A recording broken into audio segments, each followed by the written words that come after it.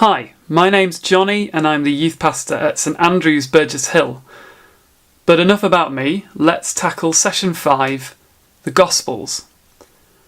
The Gospels are the first 4 books of the New Testament. They're often the best place to start in the Bible because they were written to describe Jesus' life and ministry.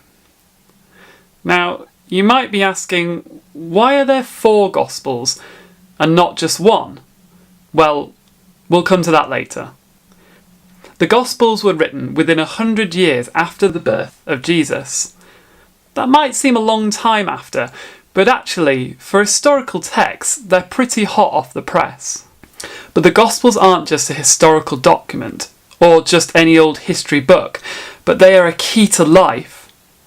Within the pages, God's desire is to meet with us today. And because the Bible is described as the living word, we learn new things about God all the time. And he speaks different things to different ages.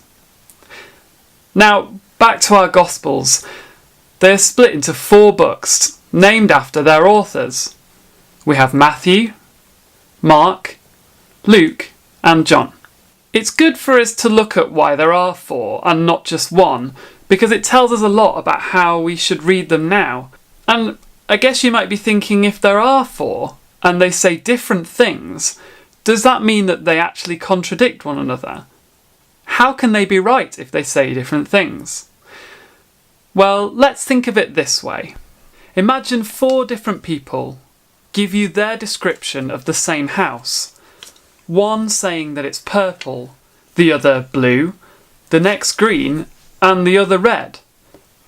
In this 2-dimensional way, it could seem like they're contradicting one another. But imagine that the house is actually 3D and not 2, and the different angles make up the same house but from different perspectives.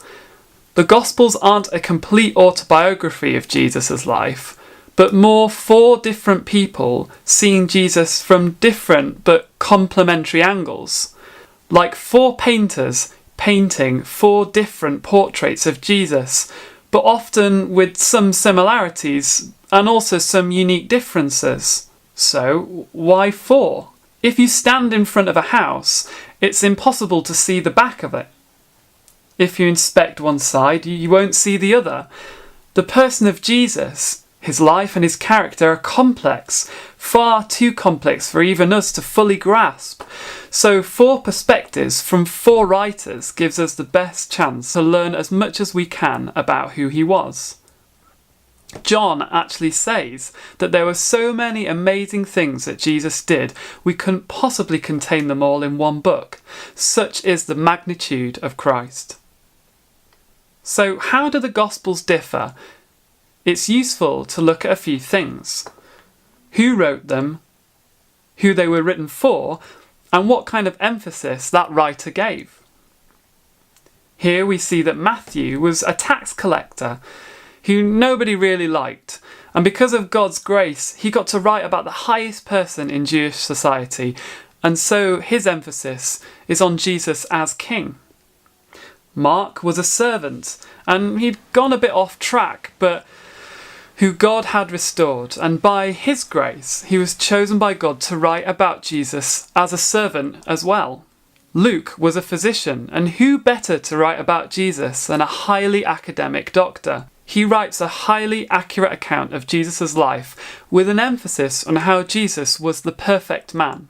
And John, an ex-fisherman who was one of Jesus' disciples, and as far as disciples go, John was very close to Jesus.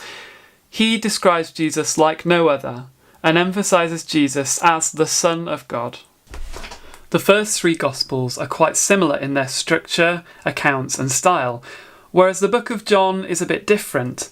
In fact, 93% of John is different to the other Gospels. Perhaps it was John's unique relationship with Jesus that gave such an intimate account of who he was. John loves his numbers, and he gives us 7 I ams that Jesus taught. I am the bread of life in chapter 6, the light of the world, chapter 8. I am the door, chapter 10, and the good shepherd. I am the resurrection and the life in chapter 11. I am the way in 14, and I am the true vine in chapter 15. So some consider the Gospel of John to be more important, but actually, just like our house analogy, they are all equally important in understanding who Jesus is, just as the walls of a house are in keeping it up. The amazing thing about the Gospels is that they were written not just about Jesus' life and ministry, but also of the prophecies about him made years before he was born. The Old Testament shares lots and lots of prophecy of the Messiah, and the Gospels show the account of how those prophecies came true in the person of Jesus. The Gospels help us to see that Jesus wasn't just an afterthought on God's behalf, but that Jesus was the plan all along and was there in the beginning. When we read Matthew, Mark, Luke and John, we aren't just reading about a man who lived 2,000 years ago, but we're reading about a man who came and died not just for their sins, but for our sins as well today.